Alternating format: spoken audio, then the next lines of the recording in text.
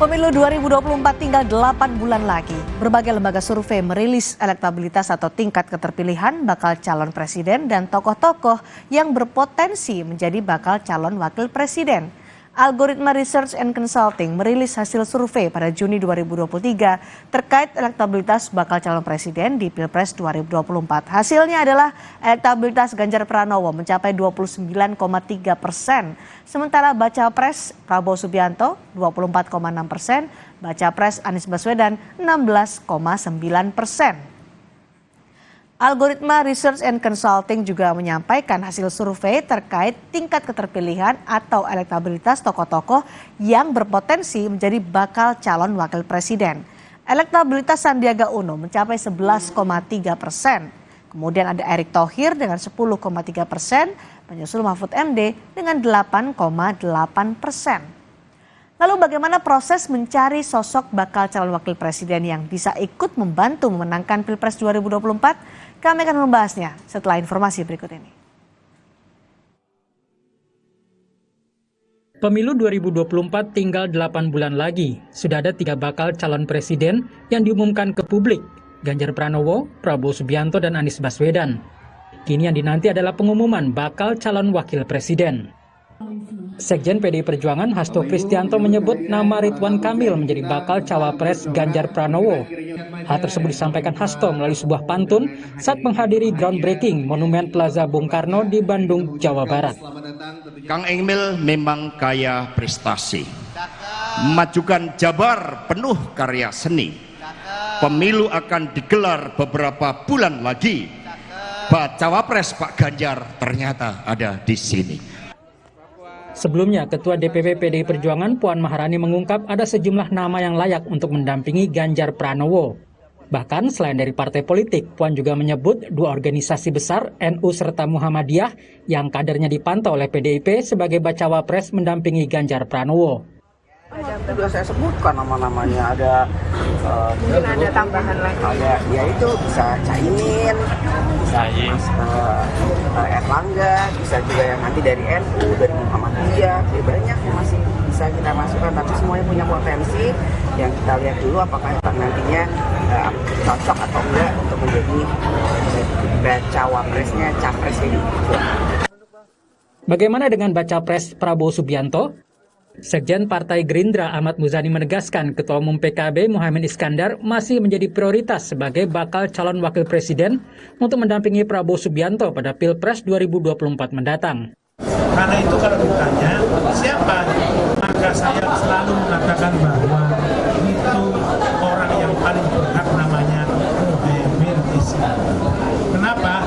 Karena sampai sekarang koalisi itu terbentuk baru Gerindra dan PKB. Sementara anggota tim 8 Koalisi Perubahan untuk Persatuan Sudirman Said mengatakan bakal cawapres Anies Baswedan sudah mengerucut 1 nama. Anies disebut akan mengumumkannya sepulang ibadah haji. 5 nama, kemudian belakangan mengerucut jadi 3 nama. Akhirnya sudah dikatakan 1 nama itu dianggap sudah final, sudah selesai, dan sekarang tiba gilirannya Pak Anies untuk mencari waktu terbaik untuk memutuskan dan pada akhirnya menjelaskan pada publik. Dan kita memberi kesempatan pada Pak Capres untuk beribadah dengan tenang, dan siapa tahu setelah kembali beliau segera mengumumkan pilihannya. Lembaga survei Algoritma Research and Consulting merilis hasil survei terkait elektabilitas baca pres dan sejumlah tokoh potensial menjadi bacawa pres. Hasilnya, elektabilitas Ganjar Pranowo mencapai 29,3%. Disusul Prabowo Subianto 24,4%, Anies Baswedan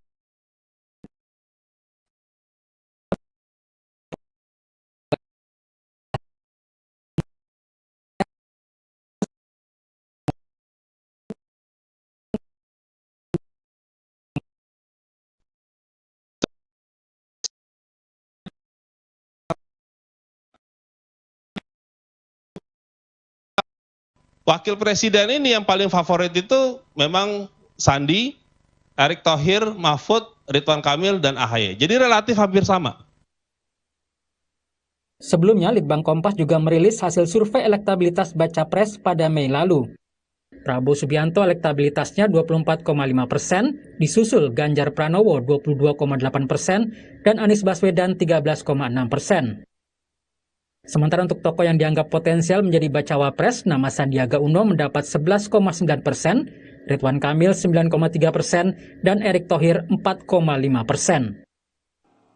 Tiga bakal calon presiden terus berusaha meningkatkan elektabilitasnya, termasuk dengan memilih bakal calon wakil presiden yang cocok demi memenangkan Pilpres 2024. Tim Liputan Kompas TV. Algoritma Research and Consulting merilis hasil survei elektabilitas bakal capres dan sejumlah tokoh yang potensial menjadi bakal calon wakil presiden. Seperti apa hasil survei dari Algoritma Research and Consulting ini dan bagaimana sosok bacawa pres yang cocok bagi masing-masing baca pres? Kami membahasnya bersama Ketua DPP Partai Nasdem Saad Mustafa, kemudian ada politisi PDI Perjuangan Arya Bima, dan Direktur Eksekutif Algoritma Research and Consulting Aditya Perdana. Selamat malam, Bapak-Bapak. Malam. Selamat malam, Mbak.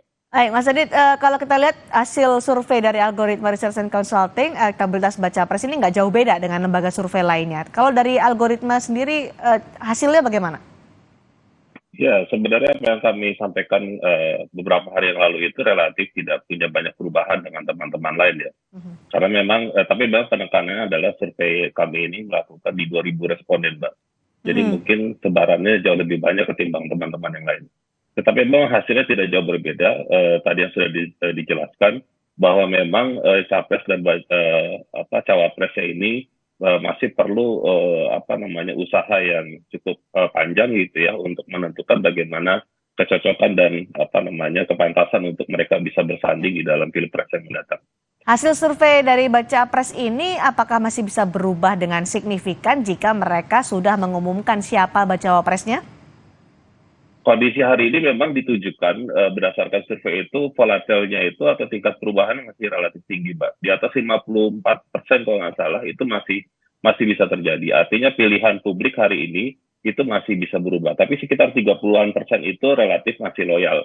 Jadi artinya yang sudah terbentuk itu di sekitar 30-an%, tetapi yang volatilnya itu yang bisa berubah ke kiri, ke kanan, dan sebagainya itu masih sekitar 50-an%. Bisa saja terjadi perubahan yang signifikan jika sudah mengumumkan bacawa presnya. Anies Baswedan sempat menyatakan nanti akan diumumkan deh setelah haji. Kang Saan, betul setelah ibadah haji akan segera diumumkan bacawa presnya?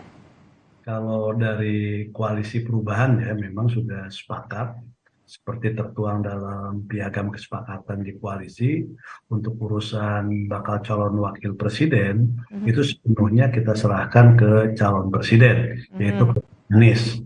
Dan Pak Anies tentu juga sudah melakukan proses dan finalisasi terkait nama-nama bakal calon wakil presidennya. Seperti tadi Pak Sudirman sampaikan, dari banyak nama menjadi 3 nama, dan sekarang tentu mengerucut menjadi 1 nama. Nah, 1 nama ini kapan oleh Pak Anies diumumkan, tentu Pak Anies sendiri nanti yang akan mempertimbangkannya, kapan waktu yang tepat gitu, momennya apa, dan juga tentu kapan nanti nama itu sebelum disampaikan ke publik juga dikonsultasikan dengan partai-partai koalisi. Jadi sekali lagi untuk urusan calon wakil presidennya sepenuhnya itu sudah kita serahkan ke Pak Anies. Oke, jadi sudah mengerucut 1 nama ya, tinggal momentum saja untuk mengumumkannya.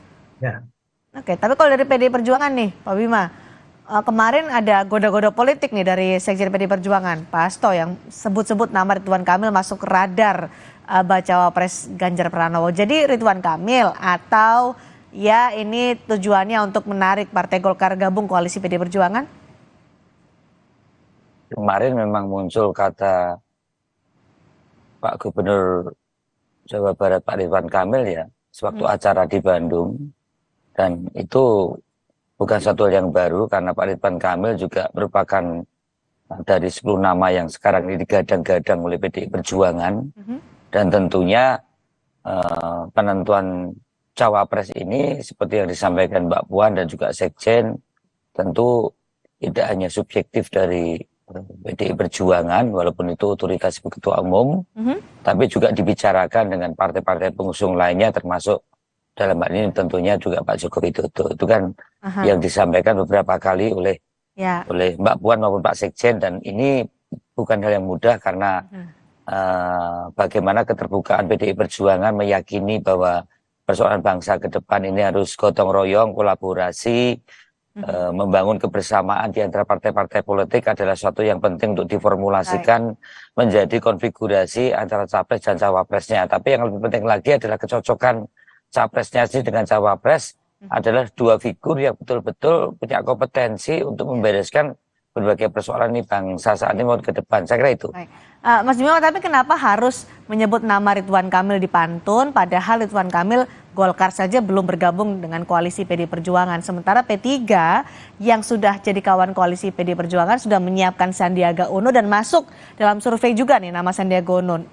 Elektabilitasnya juga tinggi. Kenapa tidak fix saja itu yang menjadi kawan koalisi ya P3 ada nama Sandiaga Uno, tapi kenapa masih harus menyebut-nyebut nama Ridwan Kamil? Justru menariknya di sini. Pertemuan-pertemuan Mbak Puan maupun Sekjen dengan pimpinan-pimpinan partai ini kan komunikasi politik di antara tokoh dan di antara partai politik. Namun akhirnya kan komunikasi politik ini harus masuk dalam koridor konstitusi, yaitu partai politik sebagai pengusung, dan hampir semua partai politik yang akan bekerja sama di dalam pencalonan cawapresnya Pak Ganjar Pranowo ini adalah partai-partai yang seperti tadi disampaikan Cindy bahwa Golkar sudah ada pertemuan, Caimin sudah ada pertemuan, P3 ada pertemuan, yang mana masing-masing partai juga ada keinginan mengusulkan cawapresnya. Ini adalah sesuatu yang dinamis, dan itulah di situ bagaimana membangun konsensus secara bersama-sama sehingga apa yang dikatakan 20% threshold atau gabungan partai politik ini dibicarakan sejak awal partai-partai ini mengusung. Inilah pentingnya bagaimana membangun musyawarah. Begitu demikian juga di Nasdem maupun juga di Gerindra. Saat ini menurut saya dinamis dan menarik, kelihatan demokrasi kita sehat untuk saling melihat, saling melirik, saling bertemu yang semuanya adalah untuk kepentingan pasangan itu ke depan buat bangsa dan negara. Menebar jaring untuk sebanyak-banyaknya bakal calon wakil presiden meskipun lintas koalisi begitu, Mas Bima?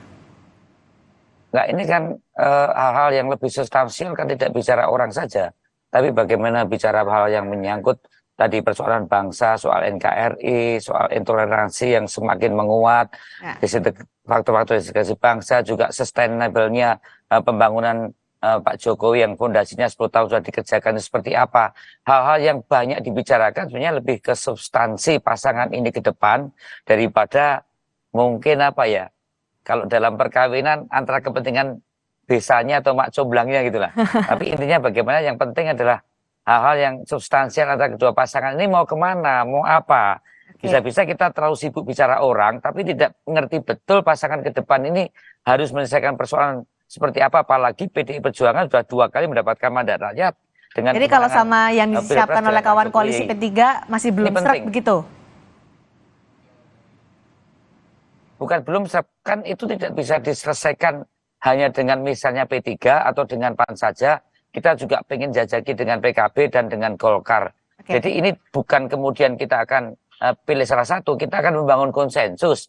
Apakah yang paling tepat Pak Sandiaga Uno, apakah mungkin yang dibawa Pak Erick Thohir, atau ke Pak Erlangga atau Pak Ridwan Kamil, atau mungkin juga dari Pak AHY. Itu kan sesuatu yang saat ini masih dinamis, tapi bundernya, buletnya itu harus ada konsensus seperti hanya pada saat kerucutnya belum ada berarti ya Pak Maruf Amin. Ini kan dinamika waktu itu kan ada Pak Erlangga, ada Caimin, ada kemudian dari Pak Mahfud MD, akhirnya mengerucut. Ini saya kira belum mengerucut sampai pada satu nama, jelas belum. Saya kira itu waktu tadi dikatakan 4 bulan lagi kita akan umumkan, dan saya kira masih dinamis. Tapi yang penting sekat-sekat untuk saling ketertutupan sudah dibuka, termasuk dengan Demokrat, dan mungkin selenting-selenting juga dengan Nasdem sudah mulai ada komunikasi, saya kira itu. Dari Algoritma Consulting, Mas Aditya, jadi siapa bacawa pres yang paling potensial dan apakah mereka memang sudah dilirik oleh partai koalisinya kalau dari hasil survei Algoritma? Ya, sebenarnya yang tadi yang disampaikan tadi sudah mengarah gitu ya. Tetapi memang kan potensinya itu kan harus tetap tadi disampaikan oleh Mas Bima dan juga Kang Saan gitu ya, bahwa tetap ada di kecocokan dari masing-masing orang. Ya. Jadi kalau disimulasikan itu relatif pasti akan semua bisa menguntungkan, Mbak. Karena tentu seorang koalisi partai politik dan juga capres ini mereka juga berkeinginan untuk menang. Oke. Nah, menang itu tentu kan harus ada hitungan-hitungan yang juga tepat gitu ya, sehingga kemudian tidak kemudian apa yang nanti dilakukan akan sia-sia gitu. Jadi kami sih sangat meyakini Baik. bahwa apa yang sedang dilakukan oleh partai politik ini sedang mencari-cari Ya. titik temu yang tadi disampaikan oleh Mas Baik. Bima. Mas Erik, biasanya kan kita mendengar ada nama Sandiaga Uno, Erick Thohir, Ridwan Kamil itu sering berseliweran di beberapa survei soal bacawa pres yang potensial menjadi bacawa pres. Tapi kemudian ada nama Mahfud MD di hasil algoritma survei algoritma bahkan ada di posisi ketiga. Itu bagaimana analisa dari algoritma soal Mahfud MD ini? Ya, ini juga sesuatu yang menarik ya, yang di luar dugaan. Kami juga tidak bisa memprediksi secara lebih langsung gitu. Tetapi paling tidak dugaan saya adalah Pak Mahfud dalam beberapa bulan ini kan relatif sangat vokal gitu ya terhadap berbagai isu yang di sisi nasional juga cukup punya daya perbincangan yang kuat gitu ya. Jadi sehingga kemudian apapun itu direspon dengan sangat cepat dan baik gitu ya. Sehingga kemudian publik mungkin melihat itu sebagai sesuatu yang positif, Mbak. Nah, itu yang kami tangkap dan itu juga baru dugaan ya. Nah, nanti mungkin kita akan bisa cek lagi gitu ya ketika misalkan ada survei-survei lanjutan. Baik, Kang Saan, jadi nama dari bacawa pres Anies Baswedan yang sudah dikantongi, tinggal menunggu momentumnya saja adalah orang-orang yang selama ini kita selalu melihat sebagai tokoh yang potensial menjadi bacawa pres. Artinya sudah bukan kejutan lagi lah untuk publik. Ya, kan nama-nama banyak ya yang beredar, baik di internal koalisi maupun juga di eksternal koalisi. Nama-nama yang dari beberapa waktu yang lalu memang sudah beredar di publik dan juga terpantau dalam radar dari berbagai lembaga survei. Nah, nama-nama tersebut memang potensial untuk menjadi bakal calon wakil presiden. Tapi walaupun nanti udah ada satu nama, tentu faktor-faktor yang menjadi pertimbangan tadi memang harus ada kecocokan, ada chemistry antara calon presiden dengan wakil presidennya. Yang kedua harus saling melengkapi. Saling melengkapi itu penting karena kan masing-masing calon presiden maupun juga calon wakil presiden memiliki kelebihan dan kekurangan. Dan bagaimana di antara kedua calon presiden dan wakil presiden itu tadi bisa saling melengkapi, sevisi, dan tentu juga soal komitmen dan keberpihakan juga harus sama. Jadi jangan sampai komitmen dan keberpihakan antara calon bakal presiden dan calon bakal wakil presiden itu beda. Nah, tentu komitmen dan keberpihakan terhadap masa depan bangsa, masa depan negara, dan juga ada kesinambungan maupun perbaikan dalam proses pembangunan ke depan itu menjadi hal yang penting juga. Dan tentu sekali lagi faktor untuk bisa saling melengkapi untuk kemenangan kan penting. Jadi tentu faktor terakhir misalnya faktor elektoral atau bakal wakil presiden juga menjadi pertimbangan juga. Jadi dia harus bisa menjadi magnet elektoral, bukan menjadi beban elektoral bagi calon bakal presiden. Ketika nanti akan diumumkan, apakah ini publik akan terkejut dengan pilihan Anies Baswedan atau justru akan berkomentar, oh sudah kuduga, ini adalah pilihan Anies Baswedan? Tentu calon wakil presidennya akan diumumkan oleh Pak Anies, tentu juga punya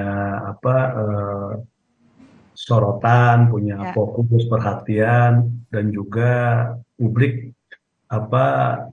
pasti juga akan bisa mengapresiasi. Jadi saya yakin bahwa faktor-faktor tadi yang saya sebutkan, berbagai pertimbangan untuk calon bakal wakil presiden itu ketika diumumkan tentu membuat publik juga akan memberikan apresiasi dan menjadi daya tarik buat publik ke depannya. Jadi setelah haji ya diumumkan ya, Kang Saan? Nah, itu nanti sepenuhnya diserahkan ke Pak Anies.